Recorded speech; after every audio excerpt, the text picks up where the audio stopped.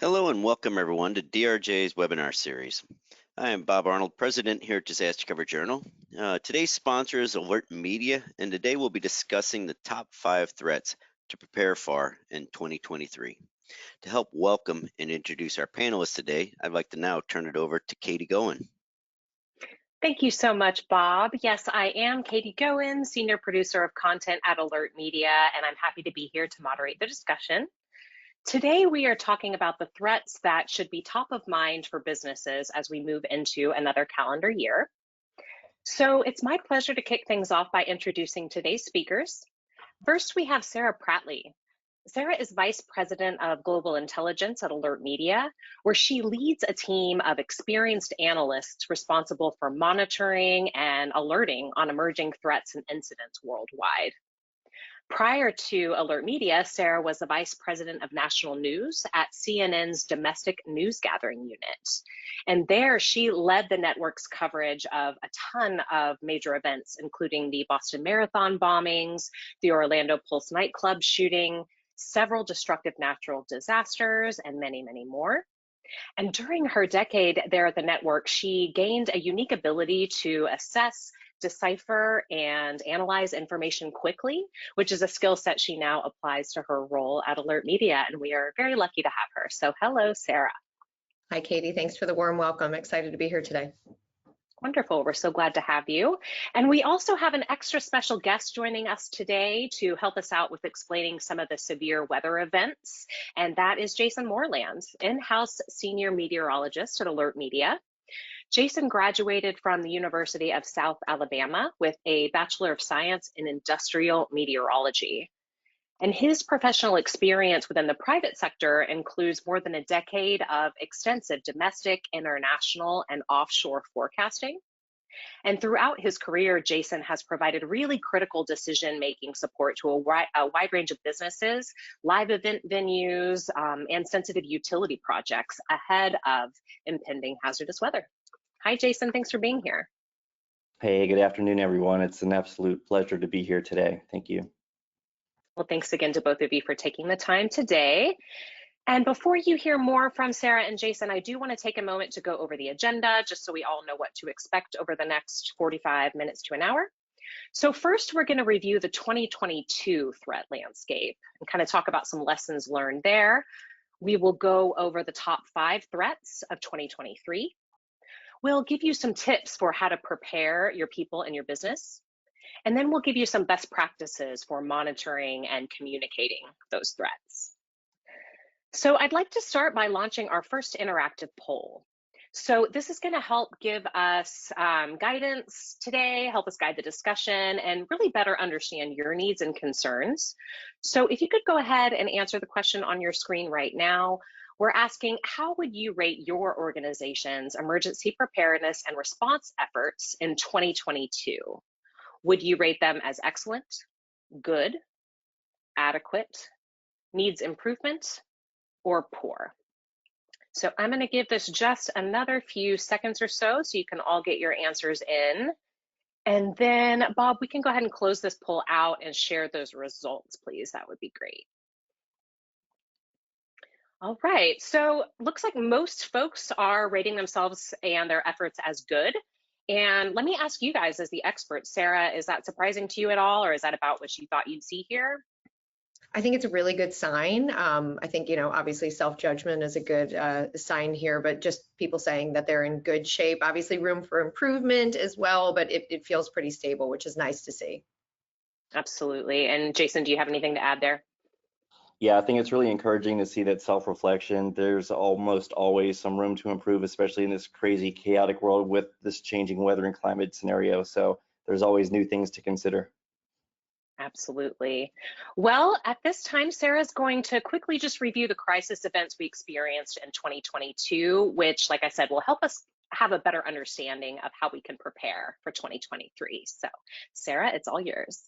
Awesome. Thanks, Katie. Absolutely. I definitely think it's important to reflect on the recent weeks, months, kind of the year that was past when we're thinking about looking forward, because there's so many things that happen within the course of, just several months time period. And as it's so chaotic, I think we lose track and lose sight of all the things that have just recently impacted us because we move on so quickly from scenario to scenario and event to event.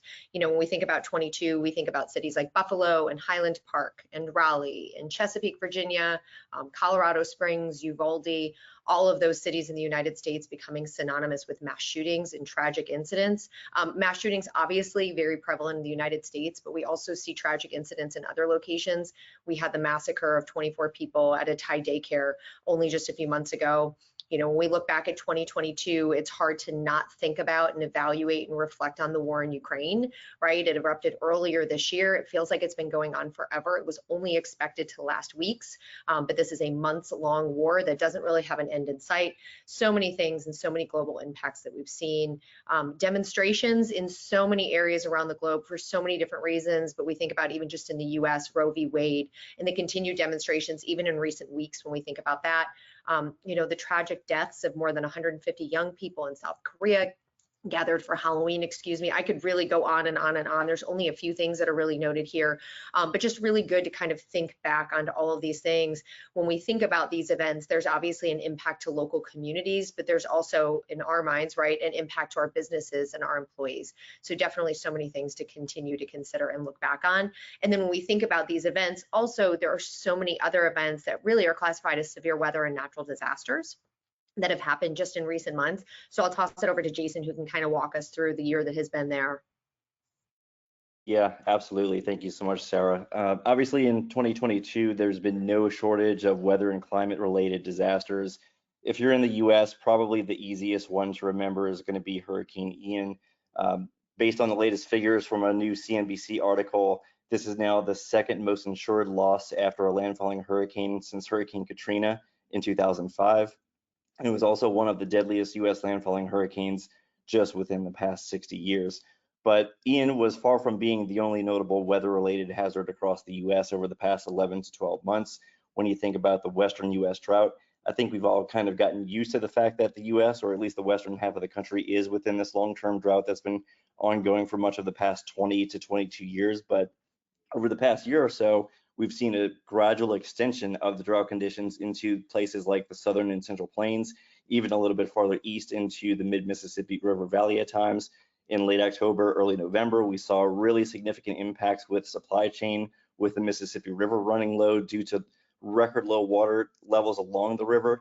Fortunately, we have seen some recovery in that in recent weeks, so the downstream impact isn't quite as significant as it was about a month or so ago. But overall, drought impacts across the country have produced at least $9 to in excess of $10 billion in damage so far.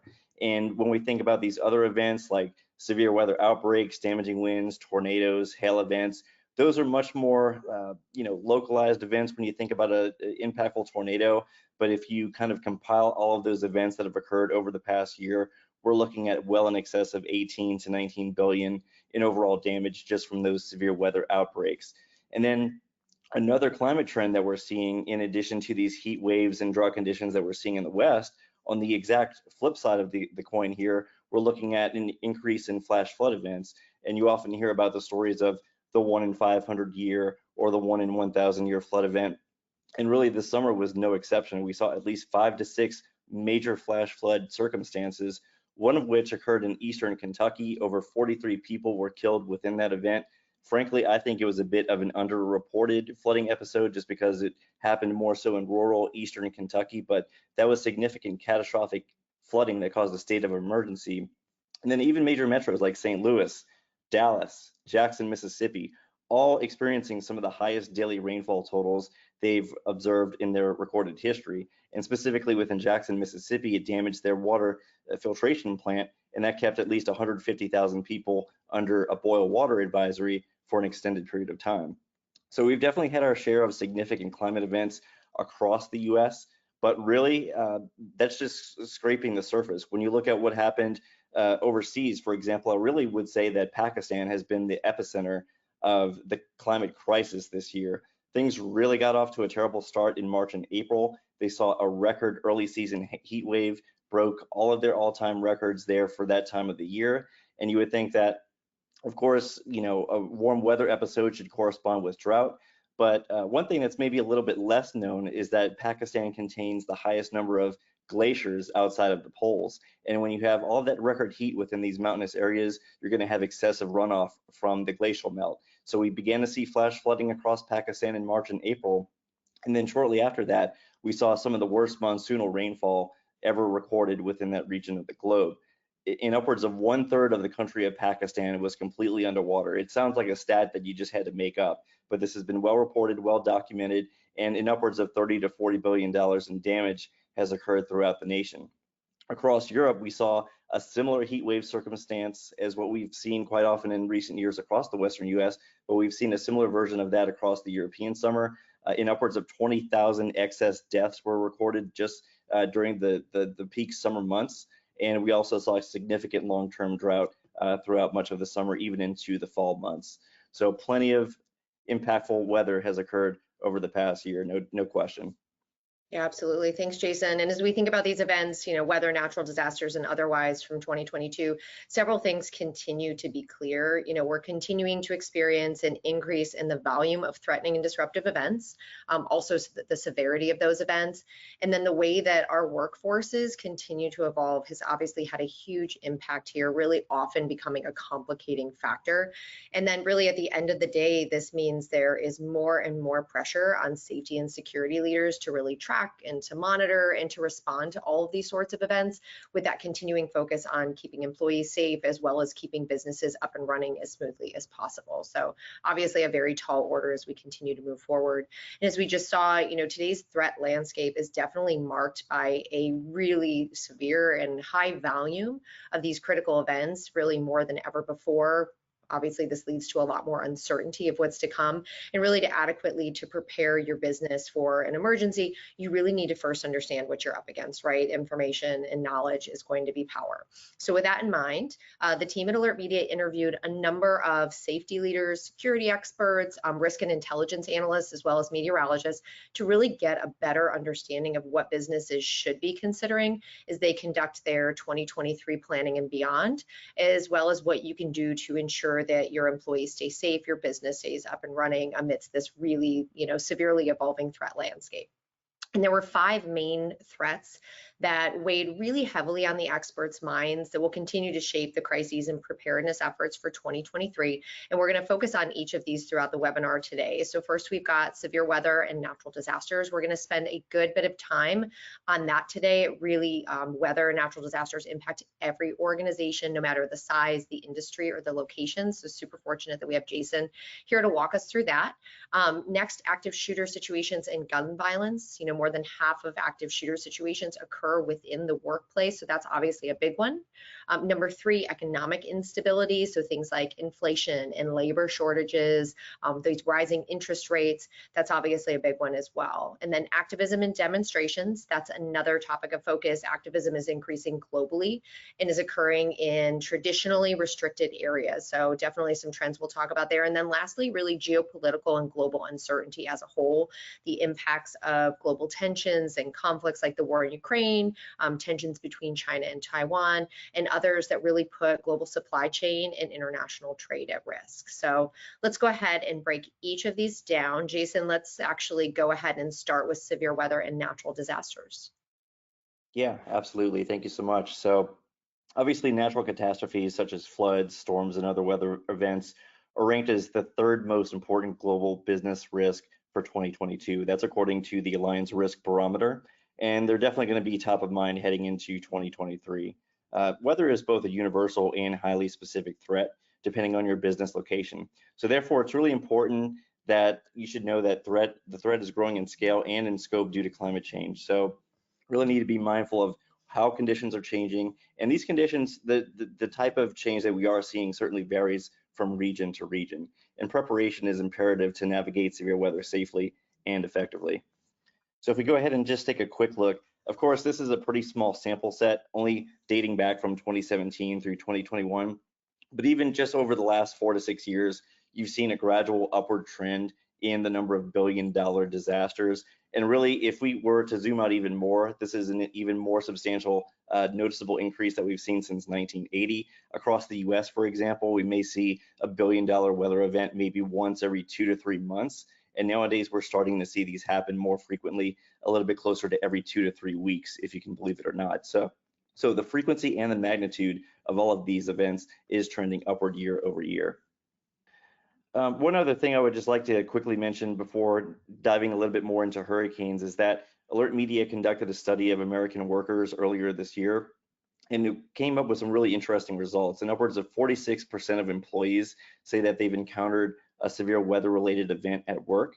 And if you'd like to read the full State of Employee Safety report, you can find that on our website. So I just wanted to make that readily known.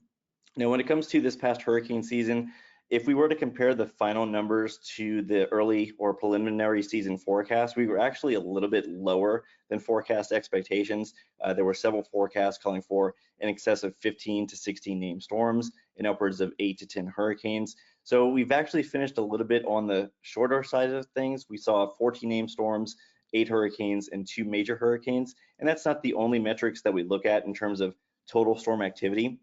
So by all of the more significant meteorological metrics, it was actually a little bit more of a below average season. But as we saw with the likes of Hurricanes Ian, Fiona, and especially Hurricane Julia in Central America, it's really not so much even the volume of storms, but where these storms are going to track and where the overall impacts are going to be.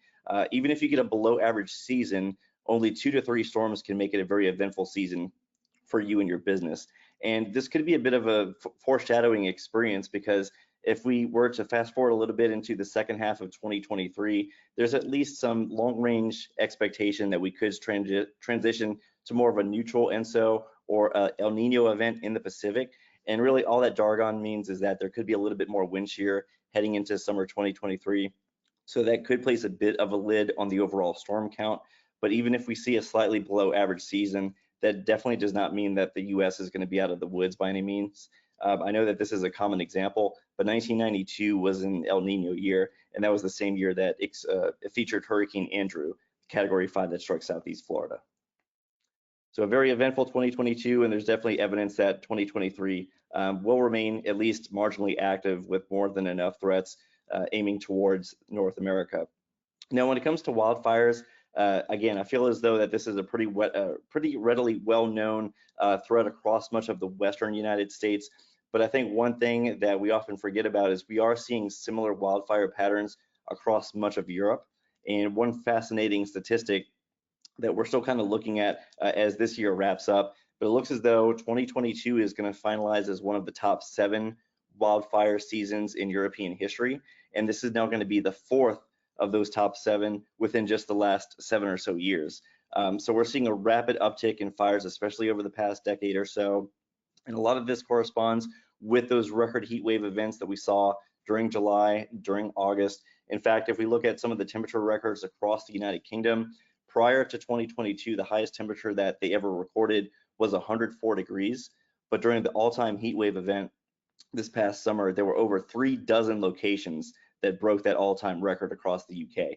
This was an astonishing heat wave. It also prompted the London Fire Brigade to call a local emergency just because they were inundated by the number of wildfire calls and the ongoing disruption from those wildfire activity. So certainly we're seeing trends across the Western US, but similar trends are being observed elsewhere abroad, especially out across Europe. And given that we're still within a La Nina that's likely to continue well into the spring and into the early summer, this overall trend could start or at least continue into the middle part of the summer months.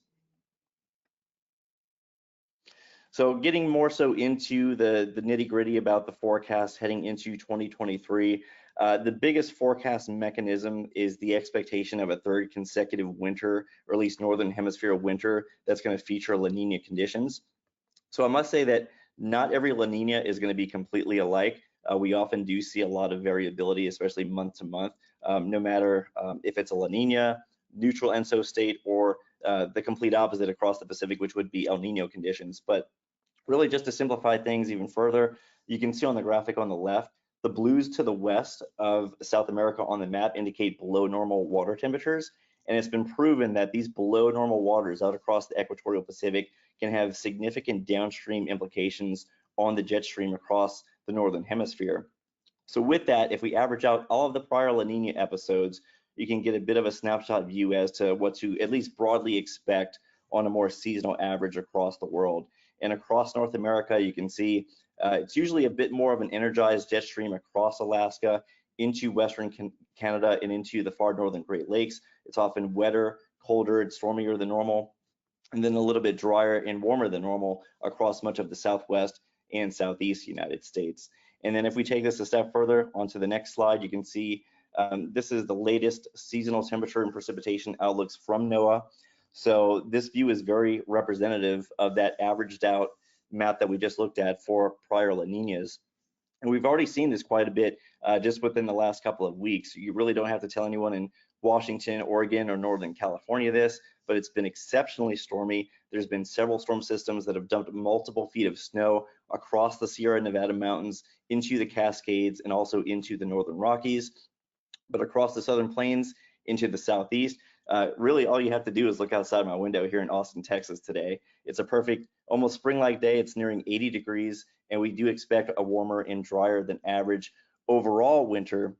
But I will warn that there's going to be frequent cold shots, especially from mid to late December through early January.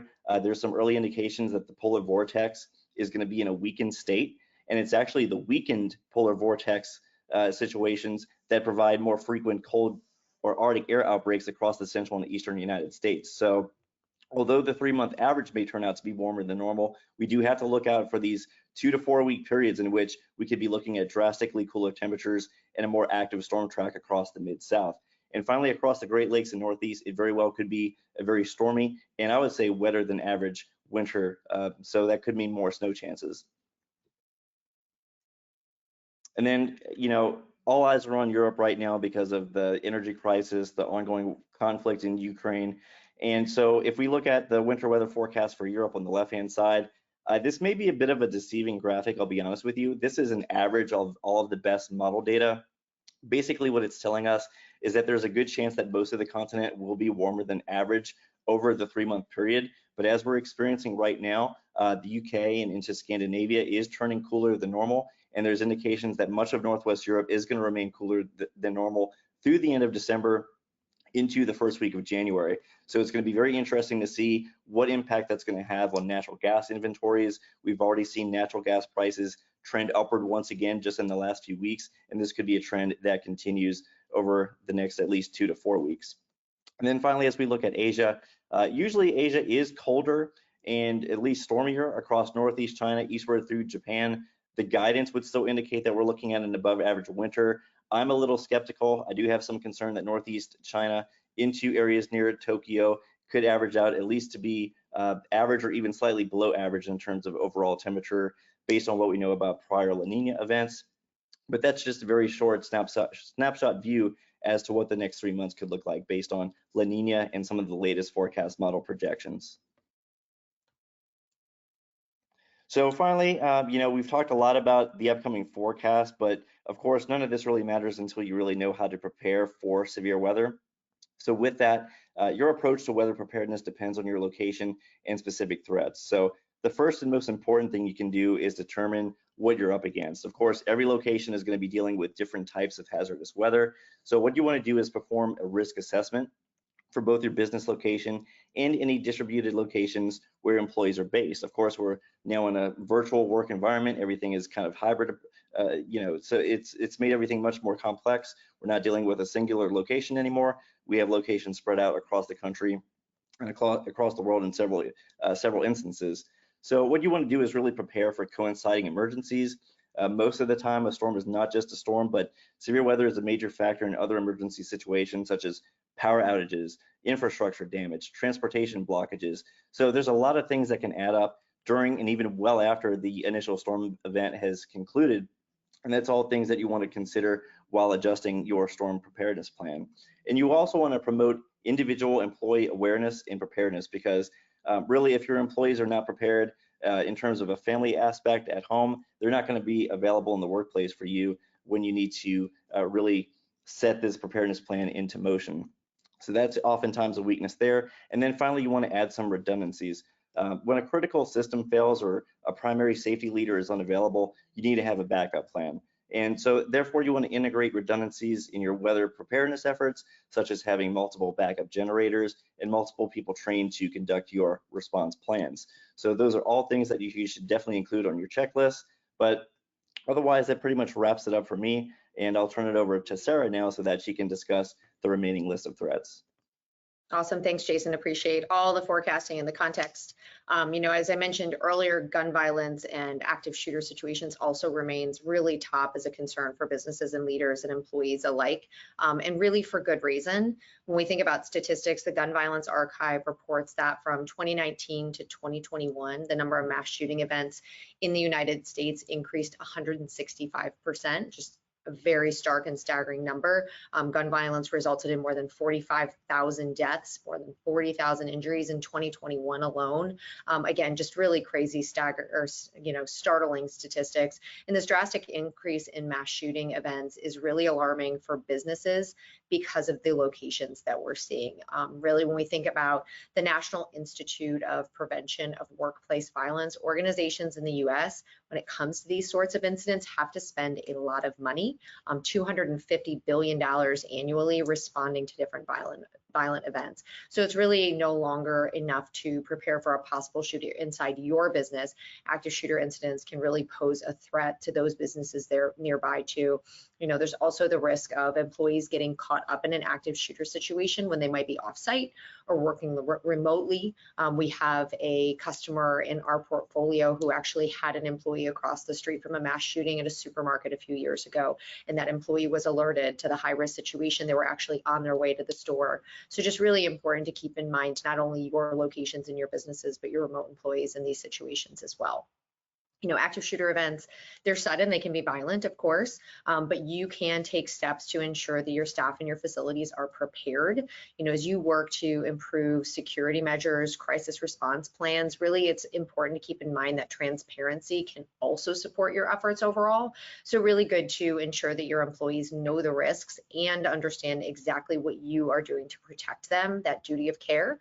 So here we have some tactical steps that we think are really helpful in protecting your people and your business. So first, obviously, investing in a comprehensive active shooter response training, right? There's a lot of employees across your organization. There are a lot of different steps that you can take to make sure that they're trained appropriately with quality programs so that they know and understand what to do in the time of a potential crisis. Next, obviously, make your site as secure as possible, right? Security measures such as key card access can be great ways to really prevent attackers or those who don't belong in a building from entering private buildings. But even public facing buildings like retail and food service obviously have options for strengthening security, adding protective film to glass, installing different cameras and protective situations there, assigning specialized employees to really watch an entrance that have had that training as well. And then third, really using an integrated threat intelligence and communicated system.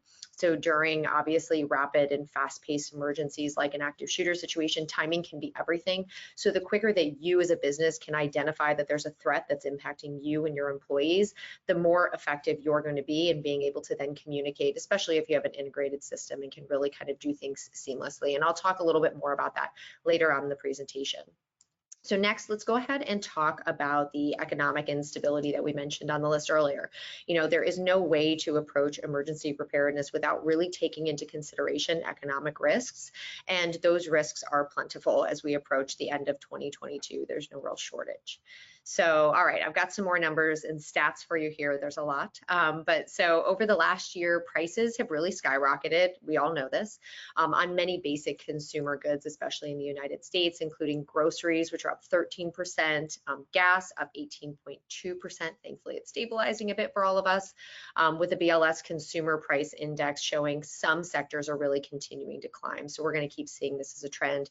And this chart here really shows the inflation rate in the US from 2020 to to 2022. So we're seeing, those increases, and you can see that in June of this year, it rose by more than 9%. Again, some of these stats and headlines are things that we're very familiar with. Global inflation continues to rise as well. This is not exclusive to the United States. The World Economic Outlook shows a 9.1% increase in its October report, and inflation is also grabbing a hold in service industries such as transportation and healthcare, so really universal. And then you've got the labor front, so unemployment rates continue to decline back to pre-pandemic levels, nearing 3.7%, and employees are seeing slow increases in pay, with the average hourly income really increasing nearly 5% over the last 12 months. But that pay rate increase, it is still enough to draw and retain staff in service industries, which are facing a lot of turnover. So a lot of concern there, and many critical emergency response sectors such as healthcare, EMS, first responders, the list kind of goes on and on. Those two are really facing these severe labor shortages. So a lot to obviously be concerned about there. And then, another significant uncertainty for businesses planning for 2023 is whether or not the U.S. Federal Reserve will continue to raise interest rates. There's a ton of conversation around that and a lot of impacts that we see on the businesses that we support, as well as the employees that work for those businesses. All right, so economic trends might not destroy your facility in the same way that a hurricane would, but they can obviously still put your business at risk from a safety perspective, especially when you consider that related emergency risks from these economic downturns, such as rising civil unrest, public protest, which we'll talk a little bit about in the next section. Those can obviously have impacts on your employees and violence there, shortages of emergency responders. So let's go ahead and look at the next slide and talk about a few ways that you can prepare in this area. So first, obviously performing a detailed threat assessment. And what that means is really identifying and analyzing the specific economic threats that you might face. So assessing which suppliers might raise prices soon, which customers are most at risk for churn, how you and your business would fare in the possibility of a recession. And with these threats laid out, you can obviously take action ahead of time to protect your business financially, also taking similar steps as you would prepare for an emergency of any other type. Next, obviously maintaining a safety budget. So when your business is already facing tough economic circumstances, the last thing that you need is to have that safety budget decreased in any way, shape, or form. So as your business faces the difficult decision to trim different budgets, it's obviously really important to protect this area. A lot of folks ask us how to do that, generally with different statistics and different historical perspectives. A lot of people have a lot of success in presenting data. And then last, really prioritizing employees' psychological safety. So your employees are obviously the foundation of your business. We all know this.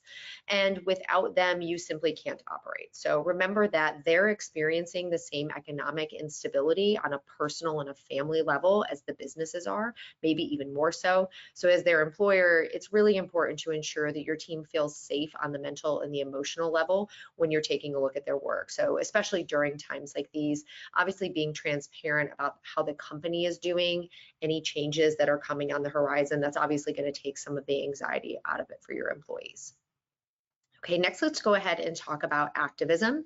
The past year has seen a stark increase in the number of protests and marches, demonstrations, not only nationally here in the United States, but globally, as I mentioned earlier.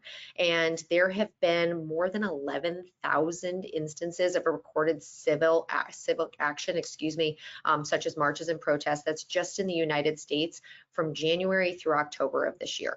So that's a lot. The focus on activism has included abortion rights. I mentioned that earlier. Climate change is another big one. Workplace safety and policies around COVID in particular we've seen in recent years, but growing beyond that, environmental crises as well. And then the access to affordable housing in the economy, as we mentioned earlier too. So all things that are obviously sparking different demonstrations and protests and events. And as you can see here, global activism is on the rise, right? Each of these dots is really representing numerous instances just over the past year alone. A lot of those bubbles have numbers in them. Some of those are triple digits. If you would zoom in, a lot of that stuff would become more apparent. And that's not just typical activism. What we're seeing in Iran is a really good example of this. Obviously, in September, we had the young Iranian woman who was arrested by their morality police for allegedly violating their dress codes in the country. Almost instantaneously, there were protests and demonstrations across the entirety of the country. A lot of expression of dissent on that strict dress code, the enforcement methods, and of course her death. And then this, of course, is a country where we generally do not see public demonstrations. So not only are we seeing things in kind of the typical format and the typical spaces, typical countries and areas, but we're seeing things like this where people are obviously feeling even more emboldened, people feeling really empowered here and elsewhere. And then this empowerment, it isn't just posturing or aspirational either. Some of the civil unrest in 2022 has had significant impacts internationally, such as the blockades that we saw at the US and the Canadian border from truckers, again, protesting different COVID restrictions and vaccine mandates that they were being subjected to. Another threat with major business implications has been the growing labor movement. So nearly every industry, including, retail, transportation, food service, technology, has seen major strikes and pushes for unionization. The National Labor Relations Board reported that the first 3 quarters of the fiscal year 2022, so this year alone, saw more union representation petitions than in the fiscal year last year. So seeing a significant increase there with a total increase of 58%. And that impact of all this activism, it can range widely, right? There's a lot of different impacts. It may spark business continuity concerns from foot traffic, such as, foot traffic obviously in different areas. There's also the impacts of potential violence between counter-protest groups, also violence between potential groups with police. Destruction, we see in some areas, the burning of tires, graffiti, building damage, impacts to art installations. Transportation disruptions are really important here because we see a lot of those. There's also the supply chain impacts, right? Unionization being a big one there. And then labor shortages, the boom of civil unrest and the labor movement isn't going anywhere, especially in the wake of other trends like severe weather and mass shootings and economic uncertainty. So people are really going to continue to see this demand to have their voices heard, and the business impacts could be critical there. So something that all businesses should really start paying attention to, not only in the ecosystem around you, but just globally with different impacts that could pose a threat to your organization and your employees. So some activism can be anticipated, protests and demonstrations, things that are actually planned in advance that you get wind of. Obviously, if there's different court cases in front of the Supreme Court that are announced far in advance, we can obviously see these things ahead of time and kind of predict what might happen. But seemingly random surges in activism often happen in response to different kind of kinetic events. The murder of George Floyd in 2020 in the subsequent protests across the United States and even globally are a really good example of that. So predictable or not, civil unrest can really interrupt operations and put your people and your employees at risk. So some takeaways here, first, obviously understanding your risk level. Certain locations are obviously going to be much more prone to the direct impacts if there were civil unrest in the area that you're in. Different streets near maybe capitals or near different locations of interest in a city or major parks and gathering areas. So it's really important to really stop and consider what your locations are and kind of your risk evaluation against those different locations. Second here, really investing in reliable communication. So if a protest gets out of hand or a riot breaks out or there's major transportation impediments because there's a strike around your building, you obviously want to be able to reach your affected employees. So you need a reliable communication system. Generally, two-way is going to be best so that you can tell your employees what's happening and they can then respond to you so that they can help you understand what the situation is as well. And then third, really knowing where your employees are. So today's workforce, we've mentioned this a bunch of times, is very different than the workforce of the past. So chances are you definitely have employees that are working away from the office, remote workers, hybrid workers, and they could obviously get caught up in civil unrest as well. So really important to understand the landscape of where your folks are and really keeping up-to-date records. We all have employees that are traveling or working in different locations. So really taking stock of that and tracking that based on location is going to be really important in these areas too. And then finally, let's go ahead and talk about global and political uncertainty. That was the last trend for 2023 on our list. So if the last few years has taught us anything, it's that anything really can happen at this point. So from a pandemic to major supply chain disruptions, the Russian invasion of Ukraine, the last few years have really been hit after hit of unprecedented challenges that we as the business community have all had to respond to. And as many threats that can be tracked and roughly predicted, there are so many more that can't be, that are obviously, potentially coming out of left field for us. And the businesses have to prepare and really expect the unknown to happen at certain points. So uncertainty has always been an element of emergency preparedness, but as we head into 2023, there's also some areas to watch especially closely. The war in Ukraine has definitely been one of those. It had sudden and unexpected impacts and was a big reminder of really how interconnected our global system is and how fragile the global supply chain is. So definitely something to keep in mind here. This chart actually shows how many global economies are heavily reliant on both Russia and Ukraine for different things like food or other global exports. So since this is still an ongoing event, the long-term effects of the war are still very up in the air, but it's clearly going to have a heavy influence on fuel prices. Jason mentioned earlier what we're seeing in Europe right now, the food supply and the strain there, and then really more throughout 2023 when we just think about this one incidence.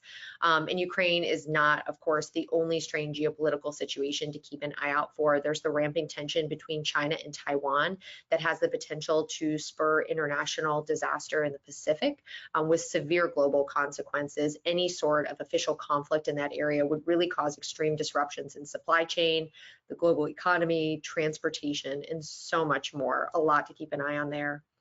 And then no matter what unexpected global threats may emerge in 2023, you can really initiate foundational safety efforts right now. Right now is the time so your business is more resilient and can navigate things not only next year, but really well beyond. So some other kind of tips here in this area, really providing basic emergency and safety training. We talked about active shooter training earlier, basic training, including things like, first aid, CPR, stop the bleeding training, situational awareness.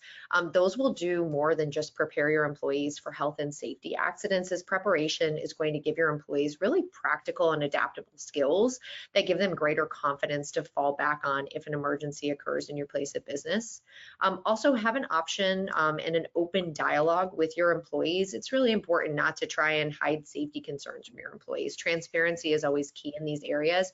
So if you're feeling that strain of global uncertainties, your employees, again, are probably feeling that too. They serve as the foundation of our businesses.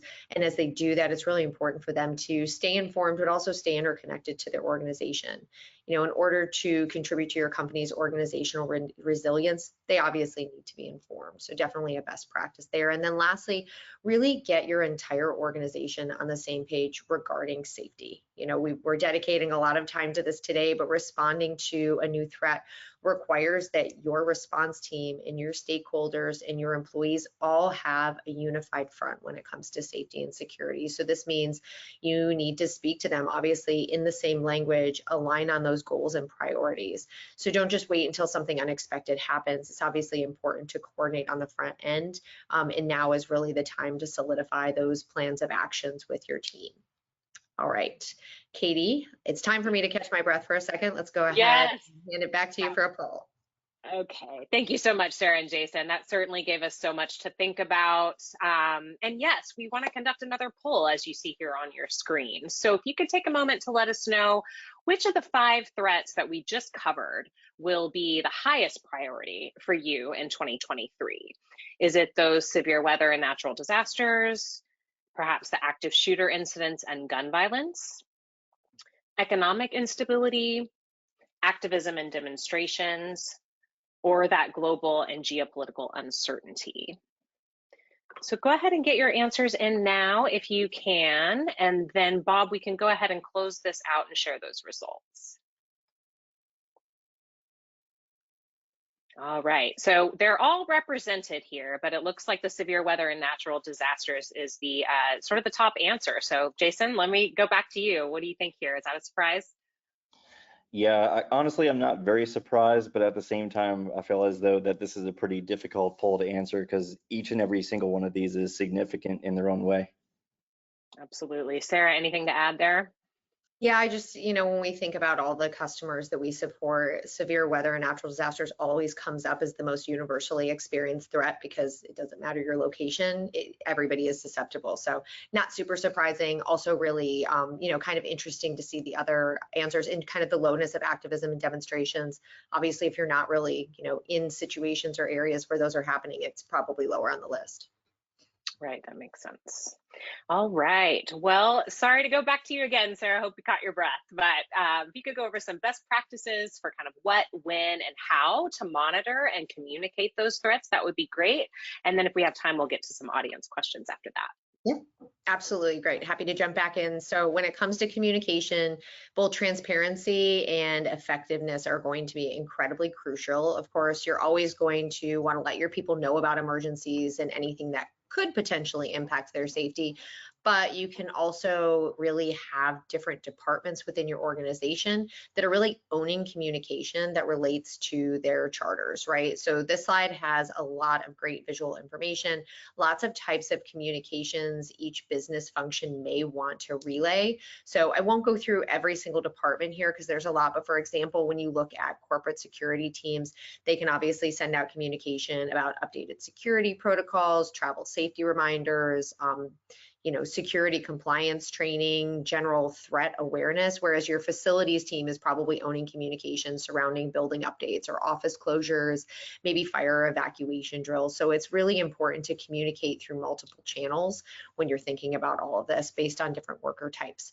When we think about that, for example, your office employees that are actually working in an office might be best reached by email in certain situations, whereas, factory workers maybe on text messages because they're more apt to be looking down at a cell phone. So when you think about all these different kind of communications and parts of the organization, I think it's just really important to note that some people are going to have to receive information in different ways. And then it's also really important to communicate with your people through every stage of an emergency. So let's go ahead and, when we think about this, we can probably think about it through severe weather lens, since a lot of people chose that during the survey. So when you think about, before a storm situation, you can obviously proactively warn your people that a storm is coming, share with them evacuation information, different preparedness advice, either from the community that they're in or from you as their employer. And then also set expectations regarding when new information or updates are going to come from you, the employer, as well as where they can find those, so which channels. This can really help with employees who on the front end of a situation might be concerned or confused or even feel vulnerable because they're in the path of some sort of situation. Then as we think about, during a storm event, obviously really best practice to check in on your people. You can do surveys, obviously, and wellness checks. This is really helpful for understanding your ecosystem and those who might be impacted in different ways, whether it is in a way that they just can't work right now because of power interruptions, or whether they've been the victim of some sort of destruction, or maybe their home has been severely impacted. And then as we get through a storm, obviously you can utilize communication to really provide resources and aid to those who are most in need. Again, surveying is a really good thing here to understand whether people are able to work. Maybe they don't have power or internet.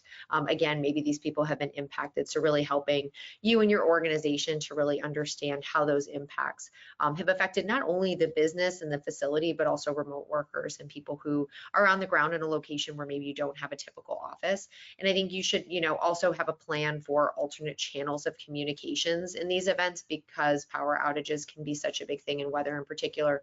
But communication really through each of these three stages is going to be really important for any sort of event. So obviously when you're creating your business continuity and your plans ahead of these things, you're going to want to make sure that you're incorporating all of these different communications tactics into play there.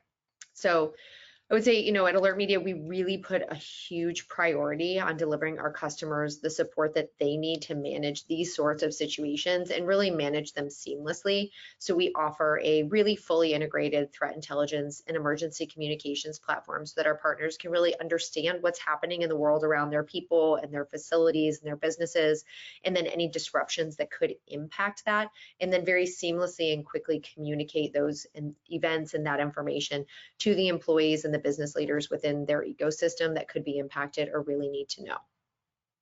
All right, so in summary, we'll go ahead and just jump through some key takeaways. Obviously, assess your risk profile. Jason mentioned this earlier when it comes to natural disasters and weather. It's really important across the entire landscape. When you think about it, really simply asking yourself and your organization the question, how has my risk profile changed over the past maybe 12 to 24 months? One of the big things we see here is organizations that are obviously not as concerned maybe about the pandemic as they once were, and reallocating resources to different things that they are more concerned about. Number two, obviously evaluating your existing tools and processes. That's obviously a really big one to support the way that you're responding and communicating. Of course, remembering that the main focus is our people and that they're central to everything that we're doing, especially that employee safety and that duty of care. Also, really conducting regular and comprehensive trainings so that people know how to respond in an emergency, and really kind of creating that muscle memory, right? They'll know more immediately how to respond during some sort of emergency if they've had the proper training. And then lastly, I think it's really important to let us know how we can help. AlertMedia has a team of experts. We're really looking to continue to support, the global environment of different customers and communities and employees here. So a big one there as well. All right. Excellent. Well, thank you so much, Sara. That's a perfect segue into our last poll. And this is going to be a real quick one because we do have some time for questions. As Sara said, we have a team of experts at AlertMedia that can help you prepare for 2023 and all the threats that come along with it. So just take a quick moment to let us know. Are you interested in learning more about how we can help? You can say yes, and we will follow up with you, get you all the information you need. Or of course, you can say not at this time and no hard feelings. So I'm going to give that just another couple seconds because we do have a few questions coming in. And all right, Bob, I think we can close that poll out now. And all right, so we have several questions about this. So I'm going to throw this to you, Sara. Several people are asking about the weekend shooting event that took place in North Carolina that took down power for 45,000 users in that area. Do you have any insights on that? Can you talk a little bit about what you saw there? Like, is this likely to happen again? What were some of the impacts? Anything you got there? Yeah, absolutely. I think, when you think about the immediate impacts, it was very localized to the community. Obviously, the substation that was targeted impacted that whole community area with tens of thousands of people without power. That also caused impacts to school systems, community things that had to close, as well as, medical. A lot of people had to go to the hospital in emergencies because things weren't working at home and no power. So a lot of those impacts were really localized to that one community. That said, it really exposes, an infrastructure weakness, and also makes us think and remember that there are so many soft targets around the United States. I know that the FBI is involved in this case in particular for all of those reasons, because a lot of these areas do not have any security or really ramped up security measures. So it's definitely something we're paying a lot of attention to on our side. Thankfully, at this point, it looks like it's an isolated incident, but it's definitely something we're paying a lot of attention to. Okay, great. And then Jason, are you tracking any weather events now on the radar? Yeah, so really all of the organized winter weather has been focused across Northern California into the Pacific Northwest, and it looks as though that this overall pattern is going to continue through the end of the week. It's been a never-ending onslaught of strong Pacific storm systems, heavy high mountain snowfall, but there are indications that as we head into the middle of next week, there is going to be a nationwide pattern change. And I know that we're seeing well above average temperatures across the southern plains, southeast, and even extending through the mid-Atlantic and northeast US. But as the polar vortex begins to weaken, we are going to start to see a dip in the jet stream carve out across the central and eastern 2/3 of the country. So with that, I do think that we are headed towards a cooler than average second half of the month, and likely a cooler start to January compared to what we've seen in recent days. And another important thing to keep in mind is that as we make this transition from these well above normal temperatures, we're talking 10, 20 degrees above normal today, highs across the southeast ranging in the low 80s. As this transition takes place, there's going to be a cold front that swings across the southern plains. And along this cold front, there's likely to be a severe weather episode once again in the Monday to next Wednesday timeframe across parts of the Mid-South. Now, just this past month in November, we've already seen more tornadoes than any other month since June. And unfortunately, with these persistent times of above normal warmth that occasionally will come up across the southeast this year due to this ongoing La Nina event, it could be an active fall and even winter severe weather season, not just in terms of snow and ice, but also these occasional severe thunderstorm outbreaks. Okay, very helpful. Thank you so much. And then I think we have time for at least one more question. Sara, I'm going to put this one to you. Where do you put cybercrime and cyber attacks in your classifications? Yeah, sure. So when we think about cyber, there's a lot of great providers that help people protect the infrastructure of their organization. When we think about cyber attacks, we think about the impacts that they could potentially have to businesses and communities. So we help our customers to kind of understand those impacts when there are cyber attacks, say to the pipeline in the United States, like we saw a few years ago, or to a community where it's going to impact, local facilities and hospitals and things like that. And then we also help our customers from a trend perspective, understanding what some of the things are that are happening, certain things that are being targeted in different ways so that they can kind of keep an eye out on their own infrastructure from a cyber perspective. Absolutely. And I know that the subject matter experts we interviewed, this was top of mind for them, of course, but I guess it wasn't quite the top 5. It was probably slightly underneath there, but definitely something concerning for businesses. Absolutely. All right, let me see if we have time for one more. Oh, Jason, do you anticipate any severe weather over the holidays? That's a great question. There was already one near miss across the Northeast US during Thanksgiving weekend.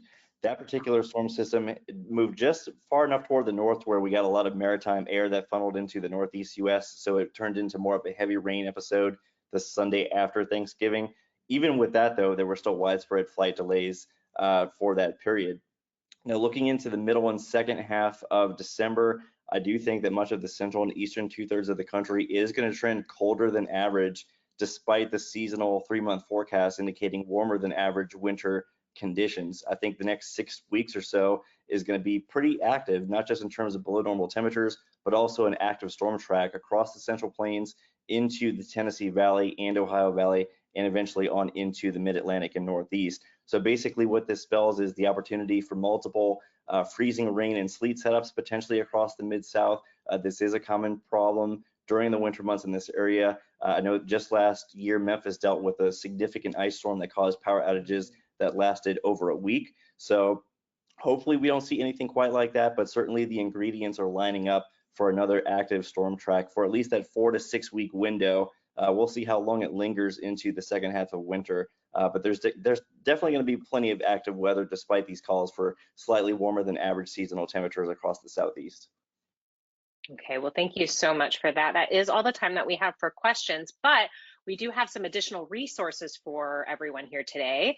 What you heard was just a brief summary of the top threats and trends we learned about from the experts that we interviewed, but we have even more detail, more data, more statistics, and you can read the full 2023 threat outlook at alertmedia.com. It is free. And we also have a number of other free resources you can find on our site, such as the great blog post you see here about safety strategies for 2023. And we also have an emergency response plan template that's super handy. So you can find those again at alertmedia.com. And I just want to take this moment to thank Jason Moreland and Sara Pratley for joining us today. Thank you so much for sharing your insights and expertise with us. Their email addresses are here for you on the slide if you would like to follow up. And of course, they're both on LinkedIn as well if you'd like to connect there. And Jason, thank you for being our special guest today, providing an overview of the severe weather and natural disasters we should prepare for. No problem. That's what I'm here for, to talk weather. And if anyone has any questions, feel free to send me an email. And Sara, thank you for being here as well. We really appreciate your time. Awesome. Thanks. My pleasure. All right. Well, that concludes our presentation today. Thank you all for spending your time with us. We hope you'll join us again for a future Alert Media webinar. We always love seeing familiar names and companies on the registration list. So thank you. Thank you. And of course, we want to thank DRJ for hosting us today and being just an incredible partner. And with that, I will turn it back over to you, Bob, to wrap things up. Wonderful, thanks. And thanks again, everyone, for your attendance here today. We hope you gathered some great information from today's webinar. Thank you again, and this now ends today's webinar. Thanks, everyone.